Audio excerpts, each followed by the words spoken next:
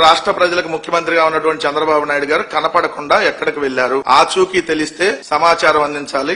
ఒకవేళ డీజీపీ గారి దగ్గర సమాచారం లేకపోతే కేంద్రాన్ని అడుగుతా ఉన్నాం, ఎందుకంటే మా రాష్ట్ర ముఖ్యమంత్రి గారు కనపడలేదు. సో ఎక్కడున్నారో సమాచారం అందించండి. చంద్రబాబు నాయుడు గారు కనపడతలేదు, లేకపోతే లోకేష్ గారు కనపడతలేదని చెప్పేసి పిచ్చి పోస్టులు ఒకటి పెట్టుకొని చేస్తా ఉన్నటువంటి పరిస్థితి కనపడతా ఉంది.